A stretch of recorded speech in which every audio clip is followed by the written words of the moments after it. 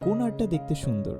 এমন কোশ্চেন হয়তো মাথায় আসতেই পারে। আমি সবসময় যেটা ভাবতাম যে একটা আর্টের মধ্যে ডিজাইন থিওরি অ্যান্ড ফান্ডামেন্টালস যদি ঠিক থাকে তাহলে সেটাই দেখতে সুন্দর। কিন্তু পরে আমি বুঝতে পারলাম যে এই কথা মোটেও ঠিক না। আচ্ছা, এখন মনে করেন তিনজন মানুষের মধ্যে একজন নাক আঁকতে পারে, আরেকজন চোখ আঁকতে পারে, আর আরেকজন পুরা মুখ আঁকতে পারে।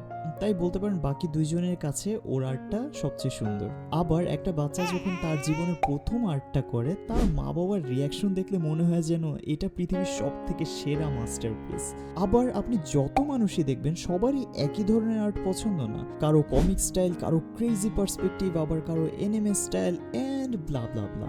যাই হোক, এখন সৌন্দর্যের ডেফিনেশনটা কি আমি জানি না। আপনার কাছে যেটা দেখতে সুন্দর মনে হয় অ্যান্ড আপনি যেটাই আর্ট করেন সেটাই সুন্দর।